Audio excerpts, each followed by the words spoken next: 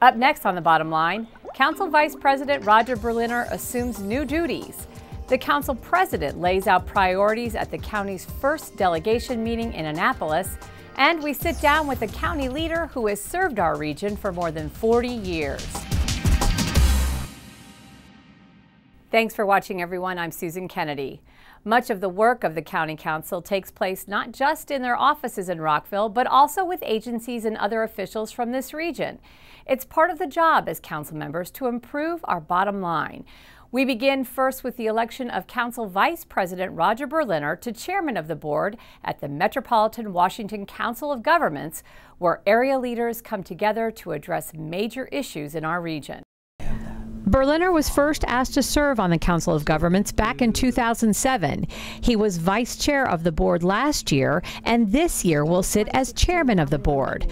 I would like to nominate Montgomery County Council Vice President Roger Berliner for board chairman. All those in favor of the motion, please say aye.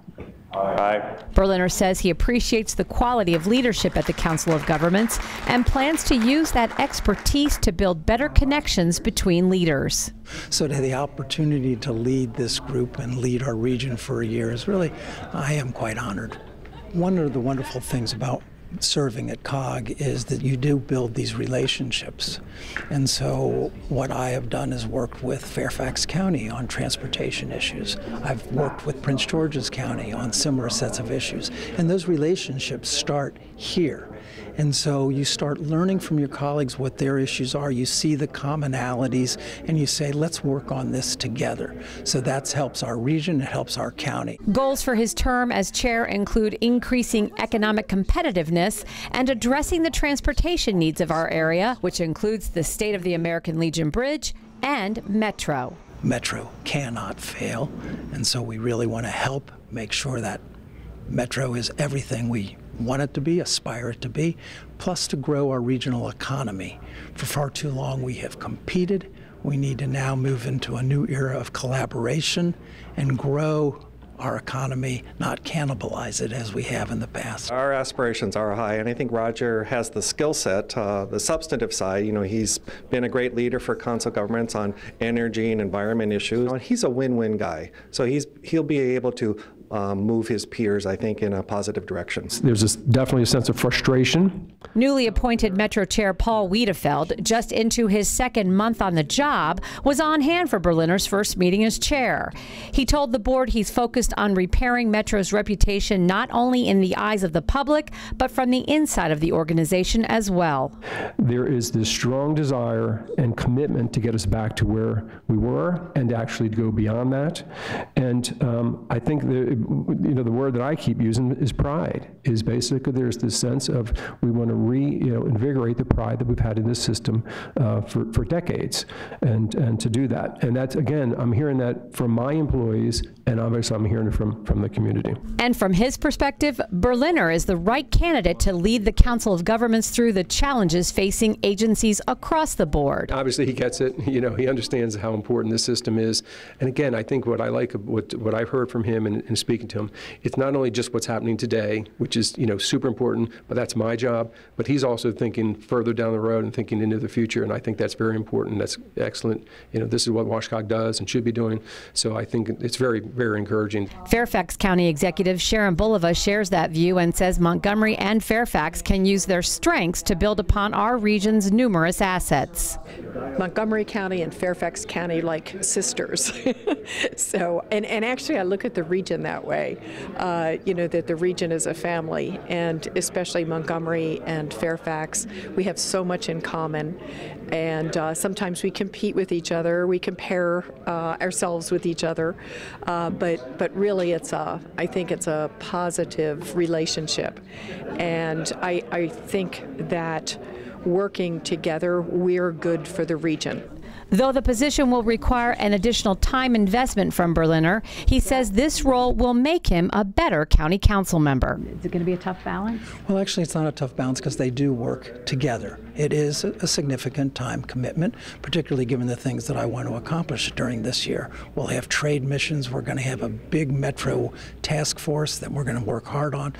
So those are important issues, but they're important for Montgomery County as well. So I feel that my work here will allow me to benefit our county, and I certainly hope that's the case.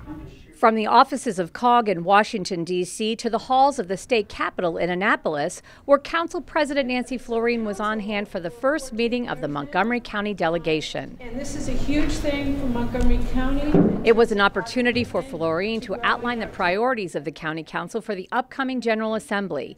And there was plenty on the table, including health and human services, economic development, and capital investments. Again, that's an area where we are very heavily dependent upon state aid. And as you know, we forward fund things. Not all jurisdictions do that. It's really important that we get reimbursed so we can continue to fund those really critical school construction projects. It's unclear whether Montgomery will receive additional state funds for school construction besides those that are mandated by the state. But Delegate Ariana Kelly says legislators will be working hard to educate their colleagues on the growing needs of the county. That is the primary job of our state delegation here in Annapolis. There are 24 of us here from Montgomery County, and our job is to make sure that the voices of Montgomery County residents are heard and the unique needs of Montgomery County are part of the conversation. It's always a challenge because we're a Baltimore-centric state, and we are fighting against that every day. But besides pursuing fair allocations, a proposed bill that would put a referendum on the November ballot asking voters to decide whether establishments that sell alcohol can bypass the county's liquor control department and buy directly from distributors is receiving a lot of attention. This measure is sponsored by Delegate Bill Frick, who says the bill is in response to years of complaints from consumers and businesses about liquor control's overall service. And we have heard some of our leading restaurateurs say, we don't want to do business here anymore. That's a huge problem for us. So it seemed appropriate, it seems time to have a serious conversation about meaningful reforms, and it seemed to a number of us that the most responsible, appropriate way to handle a kind of a big controversial question might be to put it on the ballot. But many county leaders are against the proposal. They say the funds lost from privatization could be devastating. This is how I describe it. It's basically taking money out of Montgomery County taxpayers' pockets and putting it in the hands of the private sector that runs a distribution system. Because we're not going to get that back in revenue. You can't make it up. And as I said at the outset with my visit with the delegation today, our goal is to keep things at the very worst revenue neutral. Councilmember Tom Hucker was also present for the meeting. He says it's the county's job this session to educate legislators of the importance of the DLC to Montgomery's bottom line. I don't think we've done a very good job at the county level of always communicating to either the public or the state delegation why the Department of Liquor Control has challenges, what we could do to reform that, and what the consequences of some of the proposals to eliminate it would be to Montgomery County. So, you know, I think we took a big step forward when the council president and Councilmember Reamer presented to the full delegation at the county bills hearing recently. When people could see the impact on the budget and what that would mean for Montgomery County, I think it opened a lot of eyes in the delegation. People understood that that wasn't a wise way to go. Some members of the county delegation are scheduled to meet with officials from the Department of Liquor Control on February 4th. Montgomery County has had its share of powerful women who have served or are serving in government. Women like Helen Koss, Lucy Moore, and all had an important role in shaping the state of Maryland into the progressive leader it is today.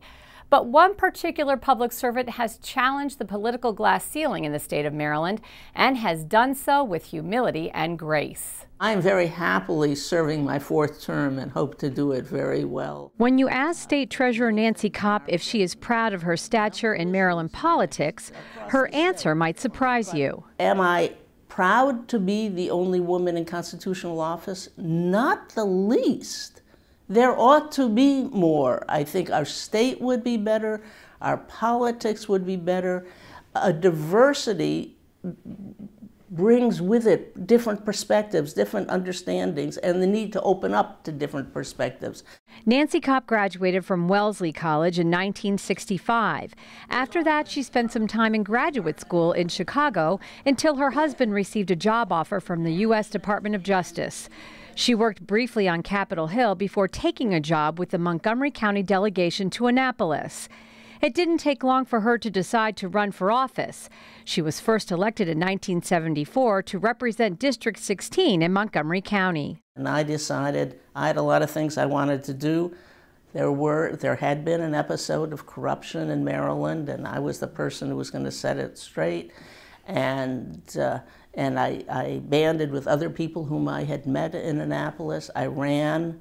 I don't think anyone was as surprised as I when I won. I mean, it just really hadn't occurred to me till the end that maybe I would. Just for the record, I am reminded that... She served the county delegation for 16 years. She says each year was exciting, and it gave her great pride to serve in an intellectually challenging way. But in 2002, Kopp was elected by the legislature to serve as treasurer for the state of Maryland. She is the chief investment officer for the state, is in charge of going to Wall Street and borrowing money when the state needs it, and she serves on the Board of Public Works with Governor Larry Hogan and Comptroller Peter Franchot, where the issues are state procurement contracts and capital construction projects. We each come from different perspectives.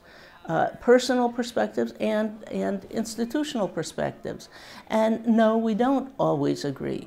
Often, however, more than 90% of the time, we do agree. Sometimes we do find there were errors in the estimation, and so therefore we correct it, and it's continuous improvement. I'm thinking more about the environmental or the heat retention of the building. And during her tenure as treasurer, Nancy Kopp served with a host of well-known officials, many of whom made headlines while she maintained her cool, unflappable style. You sit on the Board of Public Works with Comptroller Franchot, Governor Hogan. Talk a little bit about what those meetings are like. How does that dynamic work?